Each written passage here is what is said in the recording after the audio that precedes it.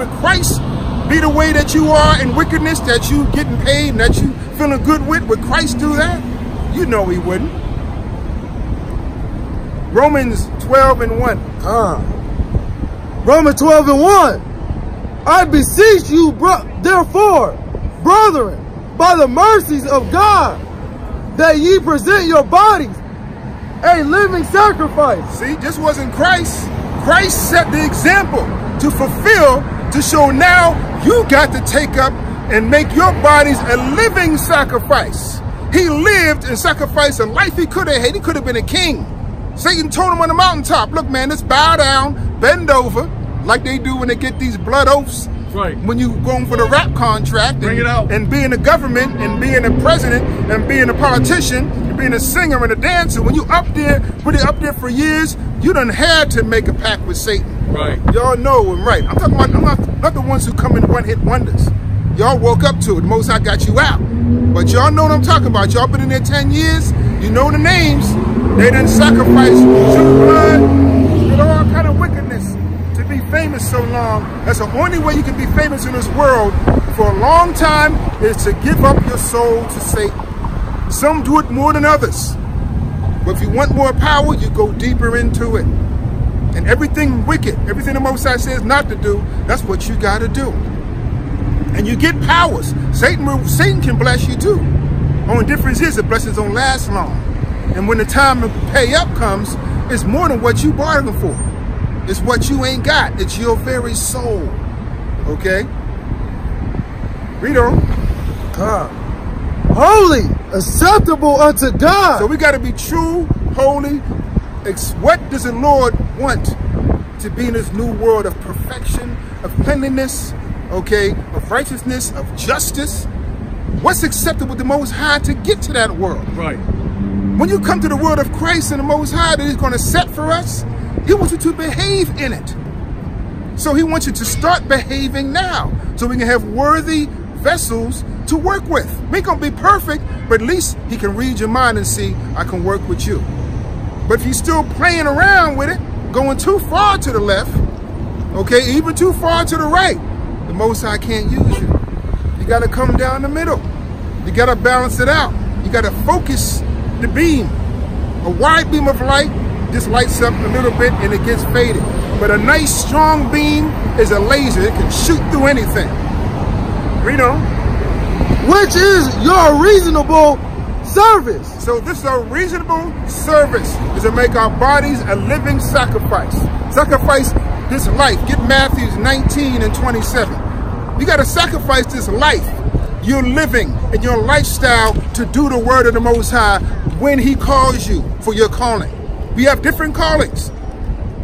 It won't be the same as him or me, but you're going to know your calling. You're going to hear that little voice. It's going to tell you what to do, what not to do. It's going to tell you A, B, C. Once you hear this word and you start believing it. You can't hear this word and start believing it and then sit back and keep doing what you've been doing for a long time. You know, some sins are cold turkey, but some you got to work on, but you got to take those steps. That's right. You can't believe and just keep on doing that sin that you're doing for long. The Lord gonna let you flow for a bit, then one day you're gonna wake up, you're gonna get spanked in the back, be like, hey, what happened? He's gonna put in your brain, you remember I told you to stop doing that? Now it's been like a couple weeks now. You been taking a step, take a step, okay.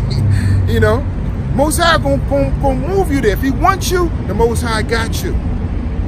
Okay, read on. Matthew chapter 19, verse 27.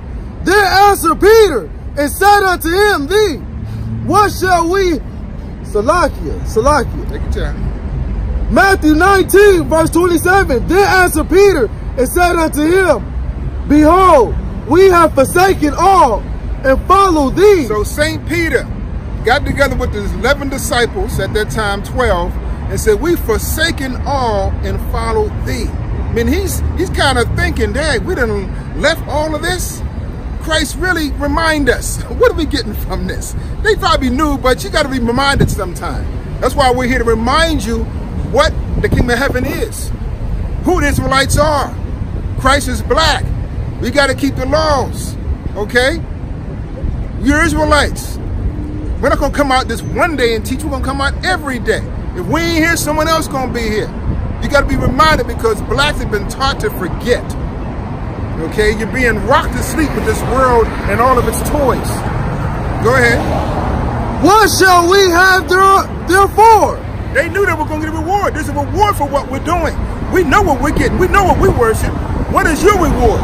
All your work you're doing, the sacrifices you're making for this world, you're voting for Trump or voting for Obama.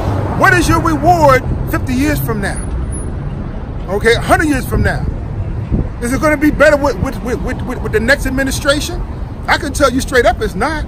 But y'all still have hope, like a fantasy, for the next one you're going to vote for.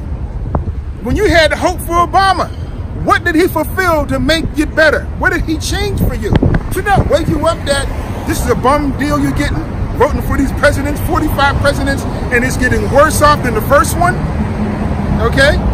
Or the last one we had is worse now. That should wake a lot of you up. But I already know, we already know, some of y'all gonna wake up. Most y'all ain't gonna wake up. You're still gonna wait for the next vote for a better world. And not vote for Jesus Christ, who's gonna make a better world. This world has been better. The world will be better. America is not the best the Lord can do. He has done better than America, and he will do better than America. There have been ancient worlds much more cleaner, much more highly advanced than America. But you lost all that knowledge. They're bringing it out a little bit now in History Channel and Ancient Aliens, movies like that, and science fiction, but they make it all funny. But in the Bible, we know a lot of that. There's some realness to that. We know the technology today is inferior. Real technology keeps the world clean, and it helps out other species, okay? Use of gas, the way that the frequencies of the electricity is used, is throwing off your own brain's electricity. Okay, the way that they process the food is against the Most High's process. The way you dump your waste is against the way the Most High dumps waste. Okay, I can go on down the line, everything about this world. It does its good on the surface, but the refuse destroys the economy and the ecology of the earth. They ain't the way the Most High want it. It's inferior. Read on. Matthew 19:28. And Yahushua said unto them, Verily I say unto you, truly I say to you, Peter and the other disciples, that ye which have followed me in the regeneration, and many of you like them. We are here now in the regenesis, the regeneration, the reincarnation. You can use that word because we're here today. They're going to come back. They're here today. Some are going to be risen up on that day in the resurrection. There's a difference between resurrection and reincarnation and regeneration. Okay? Reincarnation, you die today, come back in the body you died in 3 days, 4 days later. Regeneration or reincarnation, you die and come back in your family line 3 or 4 generations down the line. Your son could bring you back. Okay? That's why Elijah was John the Baptist, through reincarnation and regeneration. Okay? That's what that scripture means. Why were they saying, is this John the Baptist? Is that Elijah? Because that wasn't resurrection. That was a whole different body. Same tribe. They were both Levites, but a different generation. 500 years later, here you have John the Baptist. Christ knew that John the Baptist was Elijah. He said it many times through all the Gospels, but y'all can understand now. So in the regeneration, stay with me, read that. In the regeneration, he told the 12 disciples and Peter, he said, you've left all to follow me, my brothers. What shall you get? What's your reward to leave this world, to stop being wicked, stop breaking the laws, okay? The best you can, go ahead. When the Son of Man shall sit in the throne of his glory. When the Son of Man is going to sit on the throne of his glory, when he puts down all rule on the earth, all your armies of the Gentiles will be destroyed in thermonuclear war and by the weaponry of the holy angels. Go ahead. Ye also shall sit upon 12 thrones. 12 thrones. They're going to be leading, the 12 disciples are going to be leading us. They're going to be part of our government. And there's not going to be a government that every week they're indicted for some crime. Right. Okay, like Trump's government. It's going to be righteous men who sacrifice their lives, their lifestyle, and their living. Okay? It just don't mean dying, it means you're living your lifestyle. You got to stop that, put that away. Don't do much as that no more. Things that's going to make you stay on the path. Bring it out. Okay? It doesn't mean you got to just give up everything, but there's certain things you know in your spirit, and the Holy Spirit going to tell you, you got to cut that, you got to lessen that, you got to replace that. Then run to Christ. Run in His knowledge with what the Most High gave you. You should go on 12 roads, go ahead, and 12 thrones, meaning you're going to be rulers. The 12 disciples will be. Go ahead. Judging the 12 tribes of Israel. They're going to be judging. They're going to be leaders.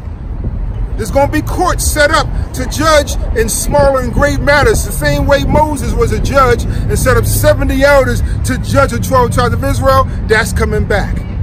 Okay? That's nothing new. This ain't new. Okay? Go ahead.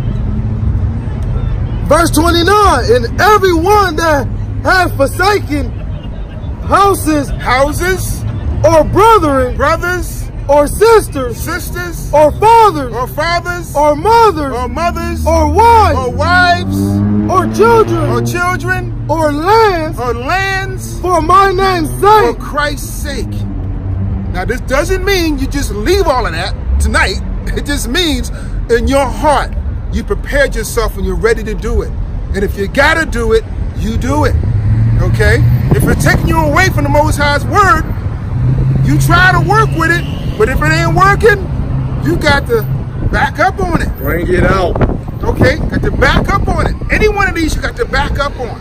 It don't mean to cut them off and call them the devil, but you got to back up a bit. If it's taken away from your ministry, you have to back up a bit. Okay? Some you got to cut off, some you got to put over there. You have to clear your path to Christ. There's nothing in your path. Most I don't care what it is, or else you're not worthy for the kingdom. That's right. And if it's all right, then keep yourself in mind, because Satan going to test you with these. These are your weaknesses. So if it's all right, leave it like that, but be ready, because Satan going to come. He's going to say, I'm going to take that out. Boom. I'm going to move this. I'm going to mess this up. See what you're going to do. Satan sometimes lets you flow good, like, oh, I got this. Then all of a sudden, he'll pull out that rug. Let me test him.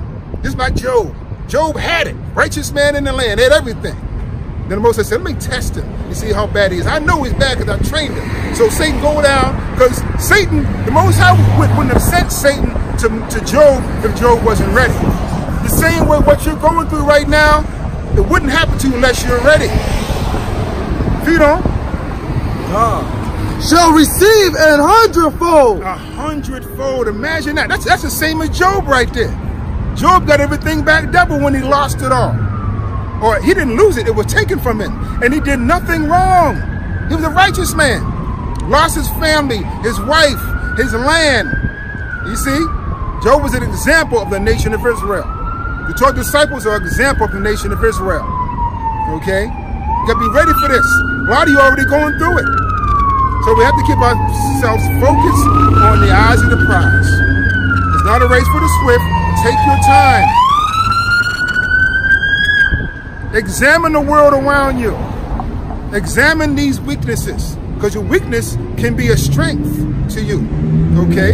And your strength can be a weakness. Depends on if you know what it is.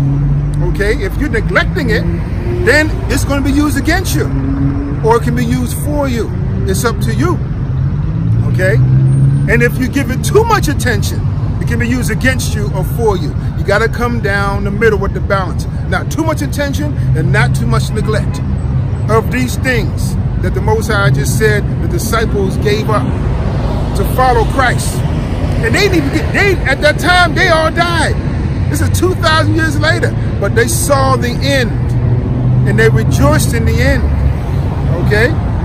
And that's in the Bible. When you read about it, Abraham saw Christ and he rejoiced in it. Okay, we finished with that? And shall inherit everlasting life. Inherit everlasting life.